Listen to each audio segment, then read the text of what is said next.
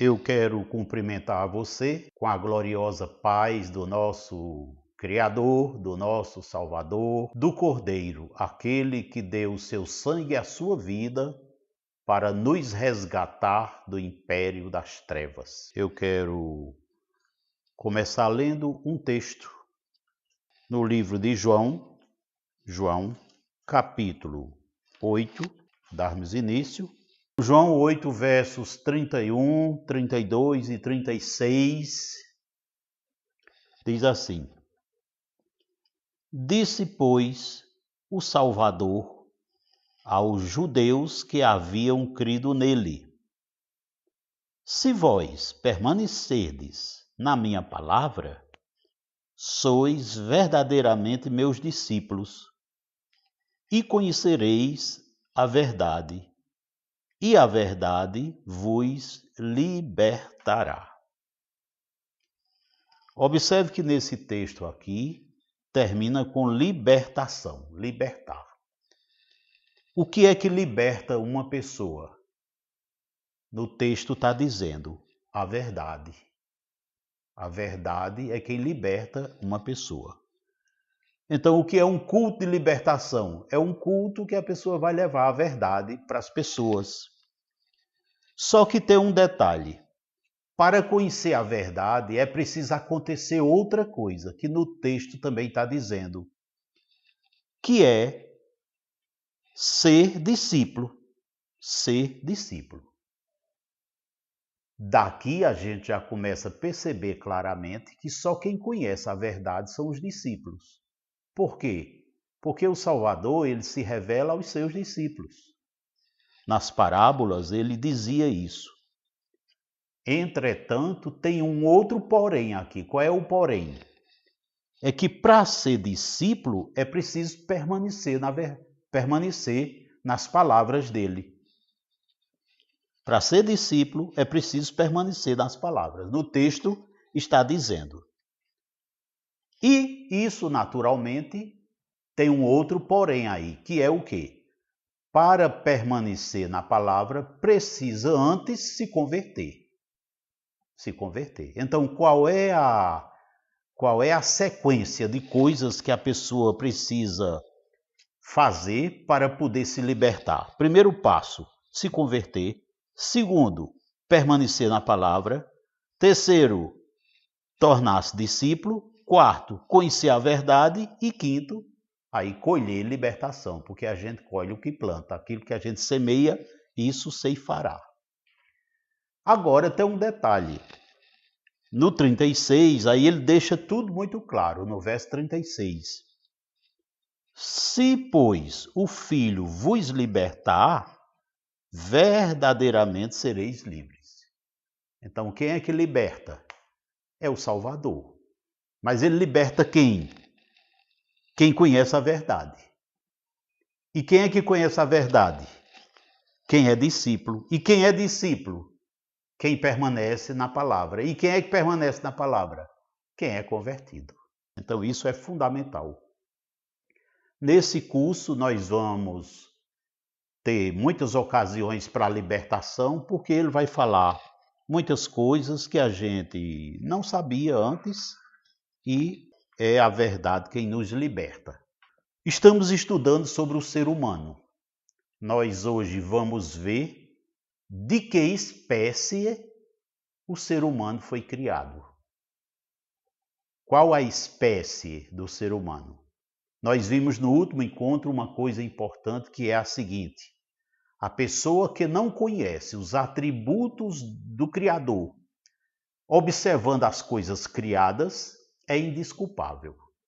E o ser humano é uma pessoa que ele criou. Portanto, estudando o ser humano, nós conhecemos muitas coisas dele, a respeito dele.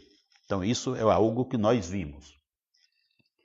E hoje eu quero, para a gente ter um progresso melhor, mais eficaz, nós vamos ver uma trajetória da humanidade.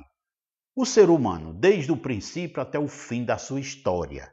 Porque aí, nesse contexto, a gente vai entender qual é o propósito do Criador para isso aí, tá certo? Então eu vou fazer uma apresentação, vou apresentar aqui uma figura, mas aqui nesta figura eu creio que nós poderemos entender muitas coisas. Muito bem, então nós vamos conhecer o ser humano e para isso nós vamos ver algumas coisas sobre história e trajetória, né? Vamos ver pouco sobre a história, vamos ver mais sobre a trajetória. E nessa perspectiva nós vamos analisar 3 aspectos importantes: passado, presente e futuro. Nós vamos fazer essa análise de passado, presente e futuro utilizando a linha do tempo. Essa reta tem uma seta para a esquerda, indicando o passado, e uma seta para, no caso, a minha direita indicando o futuro, tá certo? Então, nós vamos representar a eternidade passada pelo sinal de menos infinito, que é isso aí, e a eternidade futura pelo sinal de mais infinito. Então, aqui nós vamos nos situar no estudo do ser humano em 3 contextos: no passado, no presente e no futuro. Porque no passado existiu o ser humano, no presente existe ser humano e no futuro existirá ser humano. O que eu chamo de passado pode ser o mês passado, pode ser o ano passado, pode ser o milênio passado, pode ser o Antigo Testamento. Isso é tudo relativo. Da mesma forma, hoje, esse hoje aí, não é necessariamente o dia de hoje. Pode ser o tempo de hoje, uma semana, pode ser o mês, pode ser um ano, um século, neste milênio, tá? E o futuro da mesma forma. Sendo que para o futuro, eu já posso adiantar que a existência humana está na Terra por pouco tempo, não tem muito tempo, principalmente a raça humana que está vivendo essa dispensação agora. Nós vamos ver que tem um período de 7 anos, em torno de 7 anos, no qual grande parte da humanidade vai ser destruída. Pois bem, então, aqui eu quero lembrar, nesse slide aqui, você está vendo na eternidade passada, tem uma seta aí, e está escrito assim, Iarro. Dá para ler? Iarro. É uma pessoa que existiu antes do ser humano.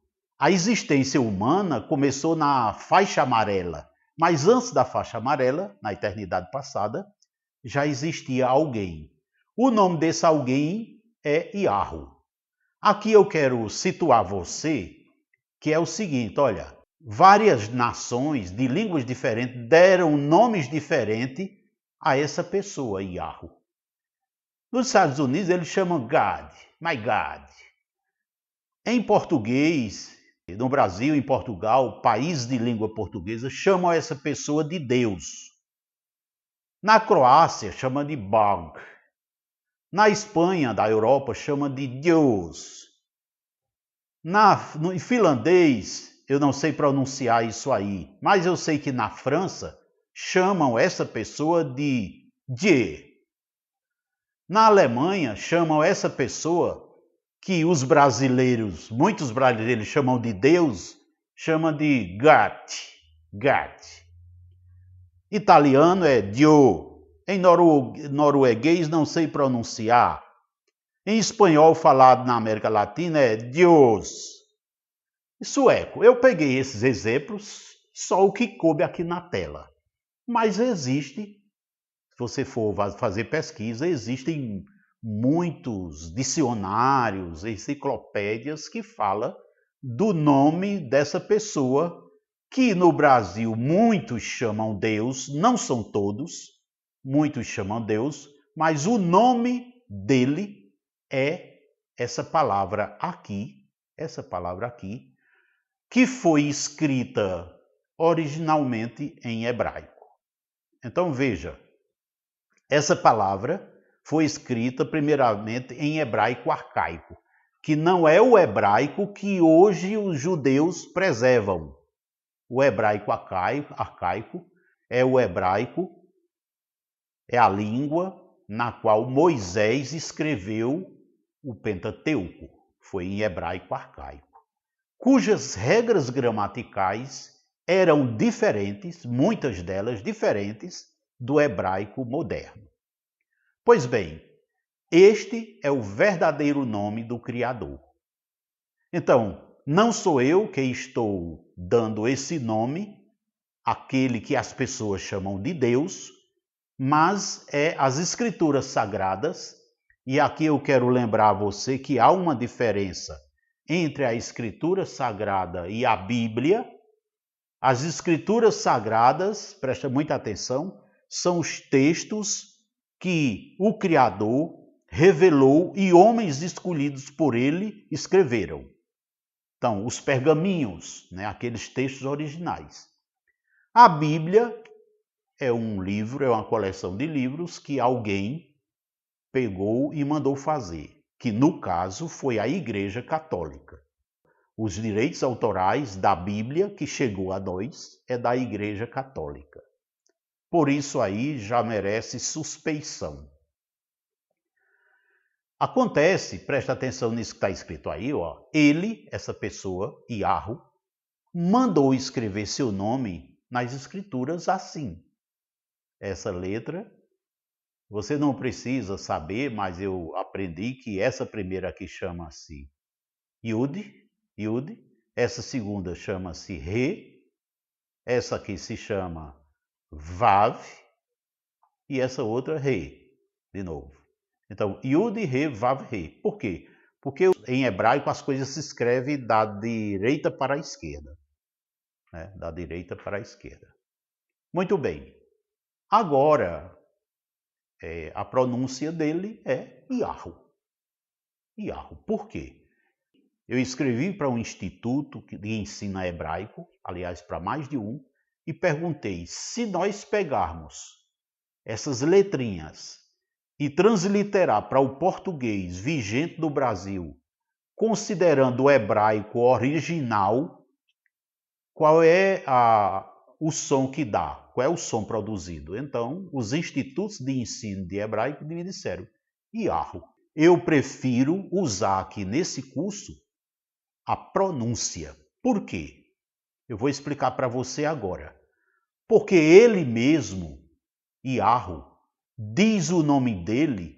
Eu usei o computador para fazer uma pesquisa nas Escrituras e eu louvo a Iarro porque ele me deu condições de aprender informática para aplicar os conhecimentos de informática na edificação do reino, e eu encontrei dezenas de lugares nas Escrituras onde ele mesmo diz, eu sou Iarro. Nós podemos ver em Gênesis. Quer conferir? Vamos ler duas dessas aqui, pelo menos, Vamos ver duas referências dessa.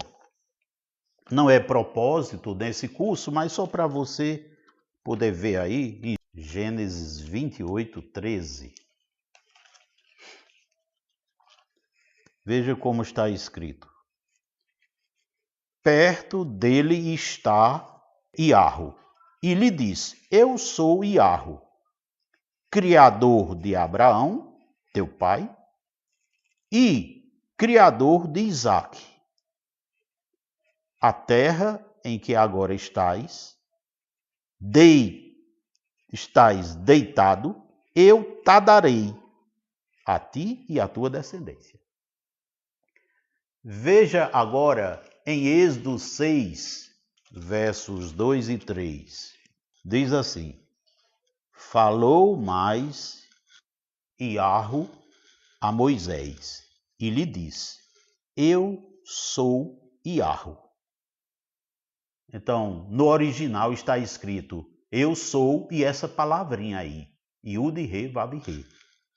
Aí no 3 ele diz, aparecia a Abraão, a Isaque e a Jacó, como o Criador Todo-Poderoso, mas pelo meu nome, Iarro, não lhe fui conhecido. Então, ele próprio está dizendo que o nome dele é Iarro. Ele quando deixou um mandamento dizendo que não usasse o nome dele em vão, com isso ele não está autorizando nenhum americano, nem nenhum inglês a chamá-lo de Gad. Nem está autorizando nenhum brasileiro chamar de Deus, porque o nome dele não é Deus, nem é Gad, nem é Deus, nem é Die. O nome dele é Yahweh. Ele está dizendo aí. Muito bem, foi só para você ter uma ideia de que todos esses versículos provam, e em muitos ele diz assim: eu sou Yahweh, este é o meu nome. Eu sou Yahweh, este é o meu nome. Muito bem.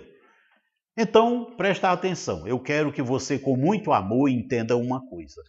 Se você respeita um americano que chama de God, aquele que você chama de Deus, se você respeita um espanhol que chama de Deus, aquele que você chama de Deus, então, naturalmente, você vai me respeitar porque eu estou chamando o nome dele original, que é o verdadeiro. Mereço muito mais respeito do que todos esses outros que falsearam, deram um nome falso e por isso está a desgraça assolando a humanidade, porque fraudaram o nome dele. Em Êxodo, capítulo 20, verso 7, não usarás o meu nome em vão, porque não terei por inocente aquele que usar o meu nome em vão. Eu acredito que aí você já deve perceber porque a desgraça está assolando o mundo. Porque as religiões estão fazendo do nome dele o que querem. Mas vamos em frente. Eu vou chamar Yahweh porque este é o nome dele. Muito bem. Foi ele quem criou o ser humano. Quem? Yahweh, esta pessoa aí. E eu quero aqui chamar a sua atenção porque em João 5,26, veja João 5,26 comigo, eu acho até que já lemos esse texto aqui, no outro encontro, mas vamos reler. João 5,26, que diz assim: porque assim como o Pai tem vida em si mesmo, também concedeu ao Filho ter vida em si mesmo. Então, o Criador tem vida em si mesmo. Aqui eu quero chamar a sua atenção para a figura. Essa setinha que está aí, apontando para o nome Yahweh, ela está exatamente em cima da ponta da seta horizontal, concorda? Eu não botei na reta, em cima da reta, para indicar que a eternidade passada é muito longe, é milhões, bilhões, trilhões de anos que a gente não pode medir. Por isso eu botei que ele existe, aqui está dizendo, ele tem vida em si mesmo, ou seja, ele sempre existiu. Então, na eternidade passada, ele já existiu. E se você voltar no tempo, também ele já existiu. E se voltar mais? Então, ele sempre existiu. Por quê? Porque ele tem vida em si mesmo. Muito bem. Acontece que nós já vimos que Yahweh é amor. Lembra disso? Na aula passada? Nós vimos que Yahweh é amor. 1 de João 4,8 diz que ele é amor. E 1 de João 4,16 também diz que ele é amor. E nós consideramos o fato dele ser amor, lembrando que ele decidiu criar uma outra pessoa na eternidade passada, que é o filho dele, cujo nome, nos originais das Escrituras, é Yahushua. E o nome dele é esse, pronuncia-se Yahushua. Alguns dizem Yeshua, outros dizem outros nomes, mas isso está errado. Para você ter uma ideia, com os computadores eu fiz uma pesquisa na internet e encontrei mais de 1.500 nomes que usam para o Salvador. São nomes diversos, né? São nomes diversos. Eu vou chamar Yahushua porque ele é filho de Yahweh e esse Shua quer dizer salvação. Yahweh é salvação. É isso que significa o nome dele. Muito bem. Vimos na aula passada também que essas duas pessoas decidiram criar o ser humano. E aqui nós vamos ver algo importante. Olha, o desejo de fazer o amor se multiplicar levou o Criador a criar um filho, ter um relacionamento íntimo com ele desde a eternidade passada e depois criar o ser humano. No Jardim do Éden, ele criou um homem e uma mulher, mandou esse homem amar essa mulher. Como? Como ele ama o filho ama o pai, e desse amor nascessem filhos santos que amassem e assim enchessem a terra. Então, o propósito primeiro, o objetivo primeiro do pai é encher a terra de seres que amam. Está aí o ser humano. Muito bem, então precisamos analisar o passado, né? Lembrando aqui, o passado, que é a área amarela, se refere ao ser humano, identificando que antes do ser humano existir, já existia Iarro e Yahushua. Aqui estão as provas bíblicas de que o pai criou esse filho. Na aula passada nós vimos, você lembra disso? Nós vimos, hoje eu te gerei, lembra dessa expressão? Hoje eu te gerei. Se você quiser, pode ler em casa, mas aí está indicado, você pega esse arquivo e confere. O fato é que foi no passado, foi antes de fazer o mundo, que Iarro criou Yahushua. Quem é Yahushua? Aí está explicado, olha. Ele é o esplendor e a glória de Iarro. Ele é a expressão exata de Iarro. Ele é filho de Iarro, é o princípio da criação e é o primogênito da criação.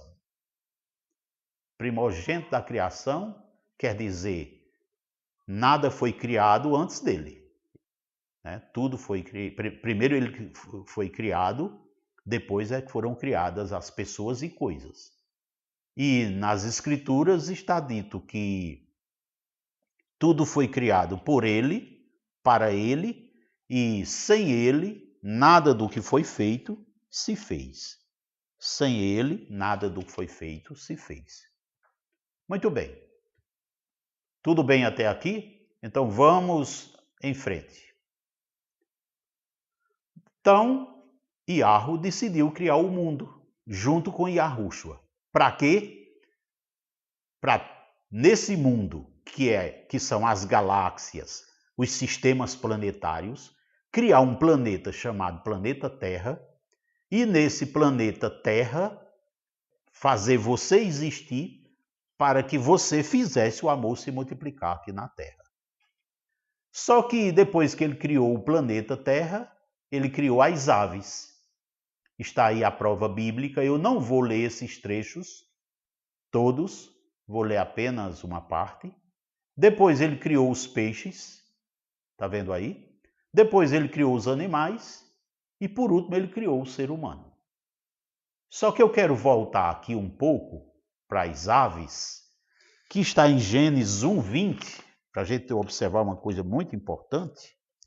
Em Gênesis 1:20,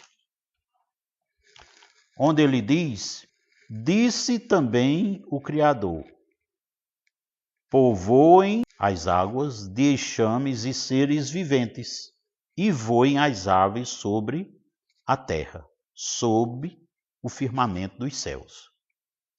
Criou, pois, Iarro os grandes animais marinhos e todos os seres viventes que rastejam pela terra, os quais povoam as águas, segundo as suas espécies, e todas as aves, segundo as suas espécies. E viu Iarro que isto era bom. Olha só, essa frase, segundo a sua espécie, se aplica para os peixes e, segundo a sua espécie, se aplica para também as aves. Isso significa que um peixe é de uma espécie diferente da espécie ave. Que um peixe não pode gerar uma ave, nem uma ave gerar um peixe. Um urubu não pode gerar um tubarão. Uma baleia não pode gerar um papagaio. Por quê? Tudo é de acordo com a sua espécie. E quero chamar a sua atenção porque quando ele criou os animais, no verso 24, ele também diz conforme a sua espécie. Veja no seu versículo aí, que em algum lugar está dito conforme a sua espécie. E aí ele se refere aos animais selváticos e os animais domésticos. Os selváticos conforme a sua espécie e os domésticos conforme a sua espécie. E, mais uma vez, ele confirma, aqui na palavra, que as aves são de uma espécie, os peixes, animais marinhos de outra espécie, que os animais domésticos são de uma espécie e os animais selváticos são de outra espécie. São espécies diferentes. Animal selvático é de uma espécie diferente de um animal doméstico. Uma galinha nunca será selvagem e um leão nunca será doméstico, porque são de espécies diferentes. Isso é muito importante, né? Isso é muito importante. E por que estamos falando disso aí? Porque, olha na figura, ele cria as aves, depois cria os peixes, depois cria os animais, aí por último vai criar quem? O ser humano, segundo a sua espécie. E qual é a espécie do ser humano? Veja no verso 26 que você nota. No verso 26, disse Iarro, façamos o homem a nossa imagem conforme a nossa semelhança. Vou parar aí. Então, qual é a espécie do ser humano? A espécie do Criador e de Yahushua. Por que é a espécie dos dois? Porque foram os dois quem criaram. Não foi só o Criador, o Pai, sozinho. E qual é a prova? No texto está a prova. Ele diz façamos. Quando diz façamos, ele não está dizendo eu vou fazer. Quando é uma pessoa só, ele diz eu vou fazer. Mas ele diz façamos. Então, quem existia nesse tempo? Ele e o Filho. Além disso, ele diz a nossa imagem. Ele não diz eu vou fazer a minha imagem, a nossa. A nossa quem? O Pai e o Filho. E por que a imagem dos dois? Porque o Filho é a expressão exata do Pai. O Filho é o esplendor da glória do Pai. Portanto, o ser humano foi feito à imagem conforme a semelhança do Filho e do Pai. Por que dos dois? Porque os dois formam um, eles são uma unidade. Né? Eles não são pessoas independentes, eles são pessoas interdependentes. Né? Você pode ver aí, então, que no verso 26, ele está apenas planejando criar. Ele está dizendo, façamos. Ele não está fazendo. No verso 27, sim, ele já fez, olha aí. No verso 27, criou Iarro, pois, o homem a sua imagem. A imagem de Iarro criou homem e mulher. Então, note que aí ele criou já. No 26, ele está dizendo, vamos fazer. Meu filho, vamos fazer o homem. E no verso 27 ele está dizendo que já fez. E depois que ele fez, aí nós vamos aqui para um aspecto muito importante, né? No verso 26 ainda, um aspecto muito importante que é o seguinte. Também disse Iarro, façamos o homem à nossa imagem conforme a nossa semelhança. Aí olha só, tenha ele domínio sobre os peixes do mar, sobre as aves dos céus, sobre os animais domésticos, sobre toda a terra e sobre todos os répteis que rastejam pela terra. Além de ser a imagem no sentido de composição, porque no último encontro nós vimos que Iarro é espírito, você lembra disso? E vimos que ele tem alma, Então, ele fez o ser humano tendo espírito e tendo alma. Nós vamos ver isso ainda hoje, se o Pai permitir. Se o arrebatamento não acontecer antes. E note que ele deu domínio. Né? Ele deu domínio. Ora, para dominar esse planeta, dominar toda a criação, não é um homem primitivo que tem condições de fazer isso. A ciência anda mentindo para as pessoas, dizendo que o homem inicialmente era primitivo, era curvado e foi se aprumando e depois ficou sapiens. Isso é engano, isso é mentira de Satanás, que maliciosamente enganou muitas pessoas, porque quem está curvado é o homem de hoje. Esse de hoje que Iarro criou reto, posicionado, com condições, com sabedoria e entendimento, hoje está curvado num celular que não tem condições de se descurvar porque está escravo das trevas. Mas note que esta capacidade de governar é típica do Criador. O Criador concedeu isso ao ser humano. E no verso 28 você percebe dizendo assim: E Iarro os abençoou e lhes disse: Sede fecundos, multiplicai-vos, enchei a terra e sujeitai-a, dominai sobre os peixes do mar, sobre as aves dos céus e sobre todo o animal que rasteja pela terra.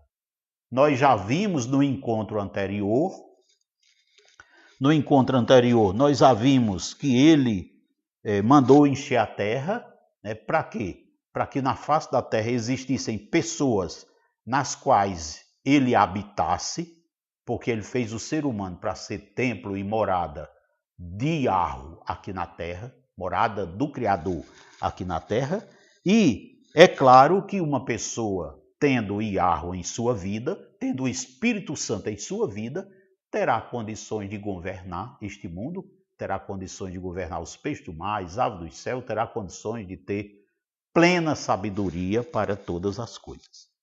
Então, esta é a trajetória dos fatos que antecedem a existência do ser humano. São coisas tremendas. Então, Iarro e Yahushua decidiram criar o mundo, depois criar as aves, depois criar os peixes, depois os animais e, por último, criar o ser humano. Isso é muito importante. Então, aqui nós percebemos uma notícia simples, mas que mostra que Iarro, olha que ele está na ponta da seta, ele tem vida em si mesmo, mas Yahushua não está na ponta da seta, por quê? Porque ele precisou que o Pai desse vida a ele. Ele precisou que o Pai gerasse, fizesse ele existir. Então, nós vamos, durante o curso, analisar vários aspectos. Por que nós estamos estudando de onde veio o ser humano? Porque a maioria das religiões estão ignorando isso, e o que acontece? A maioria das pessoas que conhecem o Evangelho, elas só olham para Adão como um homem pecador. Não consegue ver a dimensão, as diversas qualidades boas que Adão tinha, que passam a estarem de volta no ser humano quando o ser humano se converte, ou seja, quando ele faz a sua opção de nascer de novo. Agora é bom lembrar, mais uma vez, que se o ser humano foi feito à imagem conforme a semelhança, então ele é perfeito. Ele foi feito perfeito. Ele foi feito perfeito. Acontece que é sabido por todos que ele criou um problema para si mesmo e se tornou imperfeito. Tanto o primeiro homem, depois de um certo tempo, ele viveu perfeito. O primeiro casal viveu perfeito por um certo tempo e depois tomaram uma atitude que fez todos os demais seres humanos serem imperfeitos. Inclusive desde quando nascem da sua mãe. E qual é o propósito desse curso? O propósito desse curso é ver como fazer para retomar a perfeição.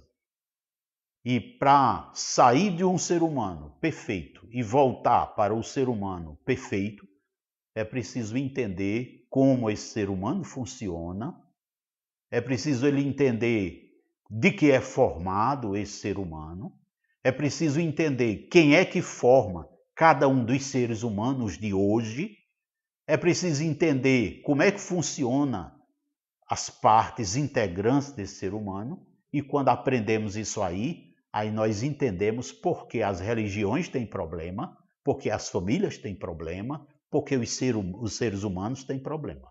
Nós entendemos isso aí e não só entendemos, nós também passamos a compreender por que é que a maioria das pessoas não procura a solução para se tornar perfeito.